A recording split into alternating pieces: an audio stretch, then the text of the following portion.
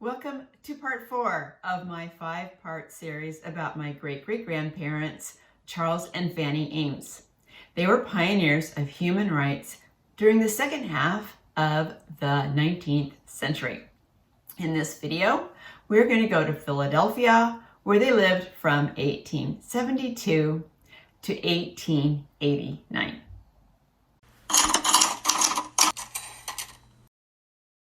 After marrying in 1863 in Cincinnati, Ohio, and living for 3 years in Albany, the state capital of New York, they moved to the port of Santa Cruz, California, which was just being incorporated as a town. Charles founded one Unitarian church in Santa Cruz and a second in San Jose, while Fanny helped plant the grassroots of the women's rights movement. 7 years later, in 1872, the Unitarian Society in Boston called Charles to minister at a young church in Germantown, Pennsylvania. Except for 2 years in Boston, they will live in the Philadelphia area for the next 17 years. Charles was 44 and Fanny was 32 when they recrossed the country. Charles W. was 17 and living and going to school in Minneapolis with his widowed brother-in-law George Wright and cousins Vernon and Mary. Alice, who was the only child living full-time with their parents, was 6. The memory of Theodore, who had been born in Santa Cruz but who had died after his first birthday, was still present. Fanny and Charles had already been progressive thinkers with a strong will to right what was wrong and help others. California strengthened those qualities. Fanny, her role model Georgiana Kirby, and friends Ellen Sargent, Laura DeForce, and Emily Stevens founded the first women's rights organizations in California. California men needed their wives as partners in most aspects of life, not just homemaking. Thanks to Laura DeForce, California allowed women to have careers, and married women could manage their own property.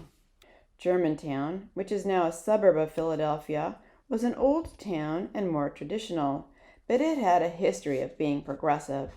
It was actually Dutch people, not Germans, who founded the town. 13 Quaker and Mennonite families back in 1683.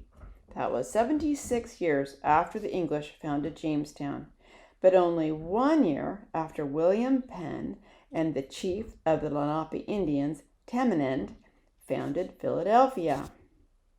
5 years after becoming a town, Germantown's residents petitioned against slavery, giving the location the distinction of being the birthplace of America's anti-slavery movement. Germantown's citizens also founded America's first non-sectarian day school. The Union School is known today as Germantown Academy. But Germantown did not have enough Unitarians to start its own church until 59 years after the first Unitarian Church of Philadelphia opened its doors in 1796. As we mentioned in part 2, Dr. William Henry Furness, who was part of the Boston Unitarian crowd, became the first settled minister of the Philadelphia Church in 1825. Furness was still serving in his original post when Reverend Charles Ames arrived in Germantown in 1872. Just a reminder, Charles leaned toward Theodore Parker's Transcendental Unitarian doctrine, whereas Dr. Furness leaned more toward what was called Channing's Elder Unitarian doctrine. Dr. Furness and Reverend Ames will serve peacefully side by side for 3 years before Furness retires in 1875. Those 3 years were busy ones because no sooner had the Ames family settled in Pennsylvania than a financial panic gripped the nation. The Panic of 1873 would last 4 years in the United States and longer in Europe. For over 50 years, it was called the Great Depression, but in 1929, the country will suffer something even worse. In 1873, the stock market closed for 10 days. Bank reserves plummeted 66%. There were many causes: American inflation, rampant speculation in investments, especially railroads, the demonetization of silver, and good old-fashioned greed. just to name a few.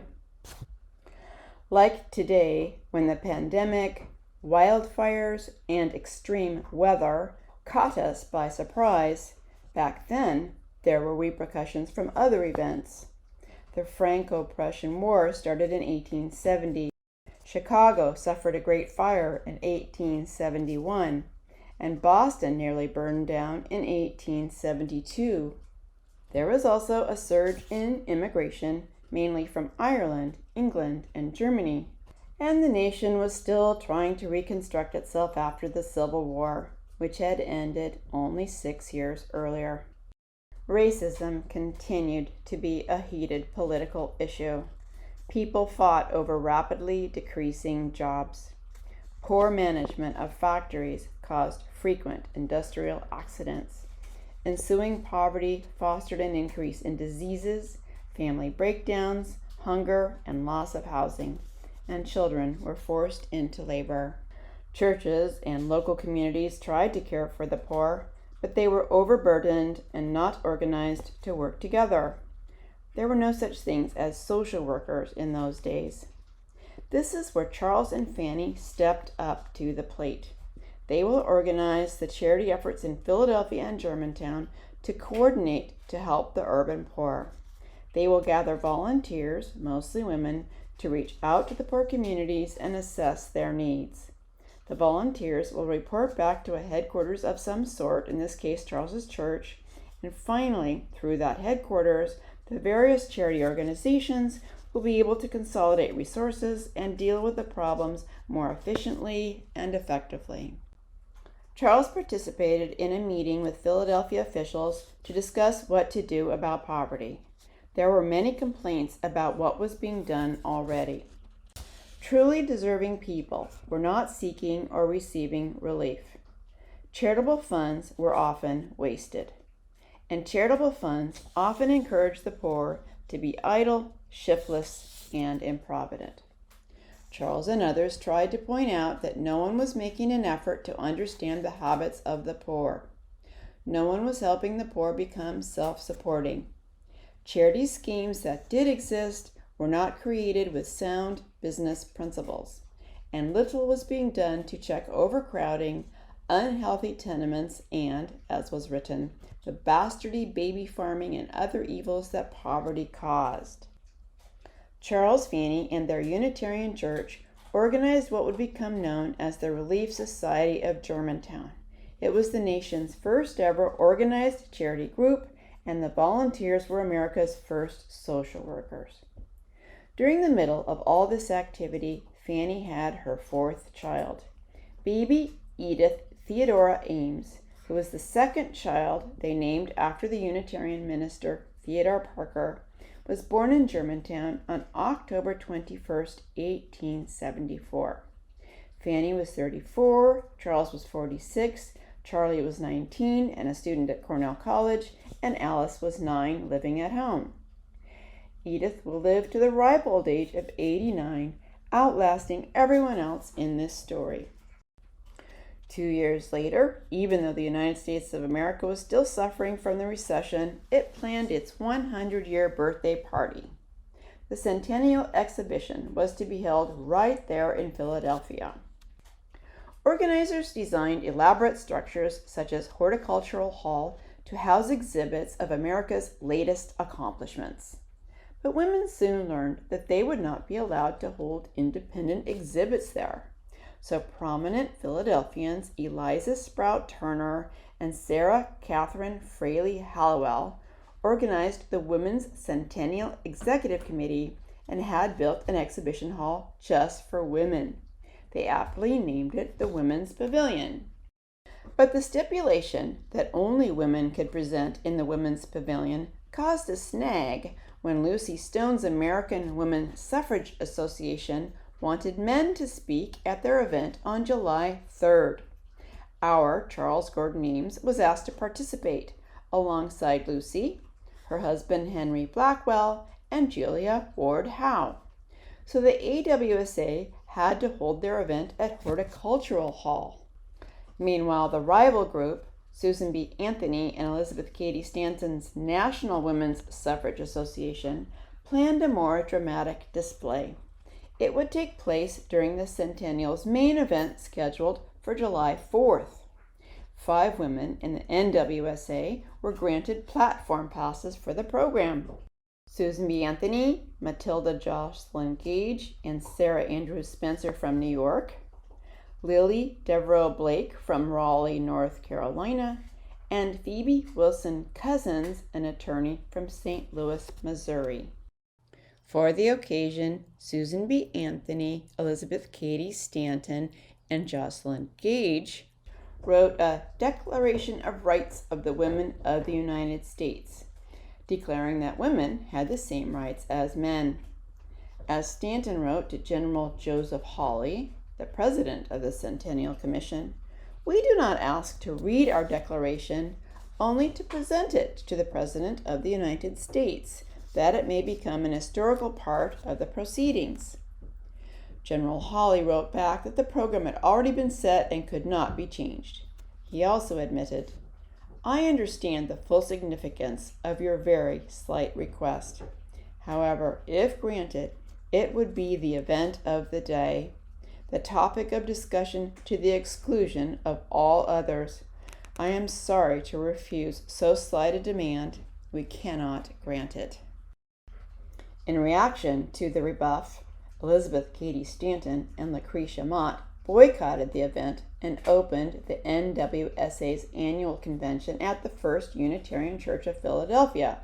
Dr. Furness had retired the previous year. But Susan B. Anthony and the 4 others previously mentioned took their seats on the platform. Richard Henry Lee read the original Declaration of Independence. During the pause, while the next speaker prepared to approach the podium, the 5 women confidently walked to the podium and handed a copy of the Declaration to a surprised Senator Ferry. They then left the event to find an available platform for their own presentation. Susan B. Anthony read the 4-page document as a crowd gathered. She ended with, "We ask of our rulers at this hour, the 100-year anniversary, no special favors, no special privileges, no special legislation. We ask justice. We ask equality. We ask that all the civil and political rights that belong to citizens of the United States be granted to us and our daughters forever." Though we know Charles and Fanny were part of the celebration, they supported Lucy Stone's AWSA, so they probably didn't attend the NWSA convention, which continued at the First Unitarian Church through the next day. But as the centennial ended, the women organizers planned another activity that we do know Fanny helped organize, the new Century Club for Women. Eliza Turner, who was a writer, and her co-organizer of the Women's Pavilion, Sarah Hallowell, who was a newspaper editor, had presented one of the most popular exhibits in the pavilion, a steam-powered printing press. From that press, the women published an 8-page weekly journal called The New Century for Women. It was devoted to the industrial interests of females by promoting choice, equal pay for equal work, and greater financial and social autonomy. Another suffragist, Emily Sartine, who was a nationally known illustrator and had been the director of the Philadelphia School of Design for Women for 10 years, drew many of the engravings for the journal. She was the only woman to win a gold medal at the centennial. 40 women who wanted to keep the momentum of the centennial going established the New Century Club. That group included our Fanny, Eliza Turner, Sarah Hallowell, Mary Grew, the former abolitionist we met in the second video, and Emily Sartine. Their immediate need was to provide a place for women to meet.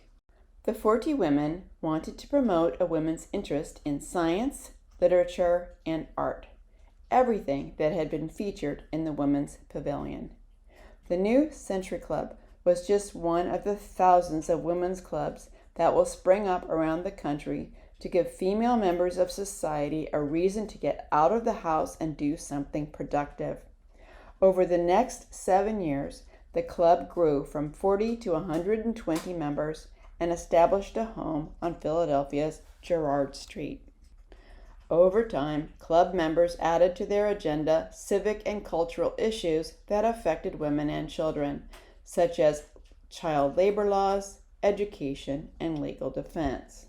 But since the club wanted women from the North and South to work together peacefully, they avoided issues having to do with race.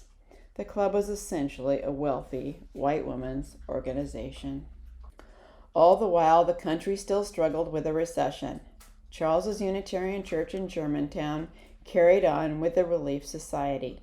In 1877, people in Buffalo, New York established a similar organization. That same year, the plans Charles had submitted to Philadelphia officials back in 1873 became a reality. The Organized Charities in Philadelphia, sometimes referred to as the Philadelphia Society of Organizing Charity, was the nation's third ever social work organization. Today, that society is simply called the Family Services of Philadelphia. But by 1877, Charles and his family had moved to Boston. The American Unitarian Church asked Charles to edit their principal publication, the Christian Register. In the first video, we described how Charles had apprenticed as a printer from when he was 14 years old until he was 19. In 1880, a U.S. census taker found the Ames family in Needham, a suburb of Boston. He noted Charles, age 51, as a clergyman, 39-year-old Fanny as keeping house, and 24-year-old Charles Wilberforce as a student living at home. Charlie had actually graduated from Cornell and was working in Boston at another printing establishment. Alice was a 14-year-old student, and 5-year-old Edith was in kindergarten. Fanny was actually doing a lot more than keeping house. She was establishing another women's club. The family attended James Freeman Clark's Church of the Disciples in Boston. Naturally, Fanny involved herself with the other women in the congregation. Like Margaret Fuller before her, who you might remember had been a close friend of James Freeman Clark and a member of his church, Fanny wanted church women to do more than bake pies for bake sales. Fanny wanted women to think for themselves. The year of the census, she traveled to Saratoga, New York, probably at Clark's suggestion, to attend the Unitarian Church's Women's Auxiliary Conference. There she proposed the establishment of discussion groups that would be known as the General Alliance of Unitarian and Other Liberal Christian Women. The name was soon shortened to Women's Alliance. Similar to the New Century Club, the Auxiliary of the Unitarian Church would become a center of intellectual education as well as a social and philanthropic club, but it also served as a center for spiritual education. One of the unique things that Fanny did was encourage individual women in the group to speak as lecturers instead of inviting guest speakers. A Unitarian minister later wrote, "In this way, a wealth of talent was revealed among them." The group discussed a variety of subjects ranging from the teachings of ancient prophets to establishing world peace in current times. James Freeman Clark helped set the tone. He was one of the first ministers to study Eastern religions and write about them.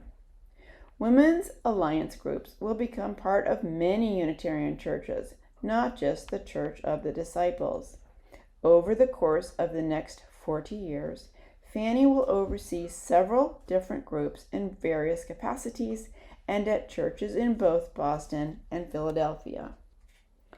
Even though Charles and Fanny were living in Boston, they traveled monthly to Philadelphia by train.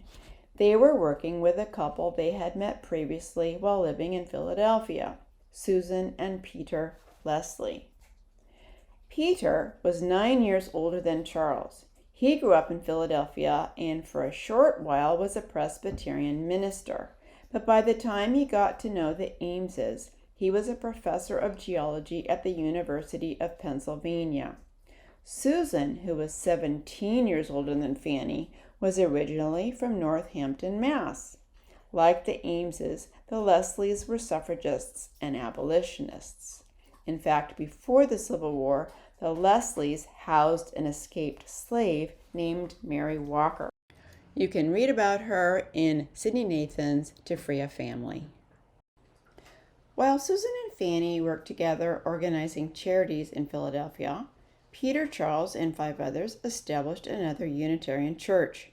According to today's Unitarian Church of Germantown Society's website, while at their church, Charles had begun an outreach program of Sunday night lectures at a small college in downtown Philadelphia called the Spring Garden Institute.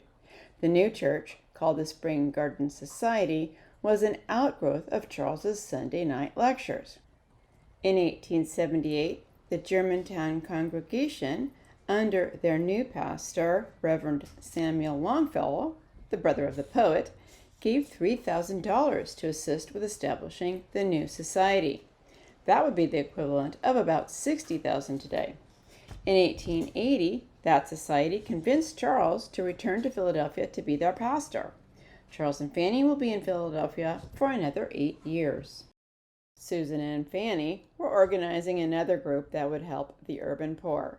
The mission of the Children's Aid Society and Bureau of Information was to release poor orphaned children from almshouses and find them foster or permanent homes.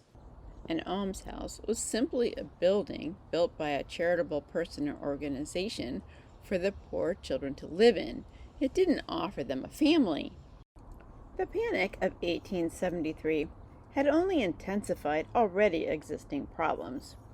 Where could a child go if he or she didn't have a home? They could reside in almshouses, jail, on the streets, or if they were lucky, become indentured servants and apprentices. Living conditions were usually unhealthy, and as mentioned, many children were forced into labor, and there were no restrictions on how old they had to be to work in a factory or how they were treated. Fanny stated in a speech, "If we provide children with more permanent homes, they will be less likely to become delinquents and grow up to be good citizens." The work that Fanny did in Philadelphia was described by 2 of her friends in their book, Great American Women of the 19th Century. I'm going to include what they wrote in detail because it explains why in the next video, Fanny is going to be chosen as one of America's first ever policewomen. She will be hired as a factory inspector. Mary Livermore and Frances Elizabeth Willard wrote that as president of the Children's Aid Society, Fanny traveled widely in Pennsylvania, assisting in the organization of county branches of the society. She visited almshouses and got up the provisions by which dependent children were removed from almshouses and placed in private families under the supervision of local committees of women. Under the state of Pennsylvania authority, Fanny was for 5 years one of the visitors of public institutions with power to inspect and report to the Board of State Charities.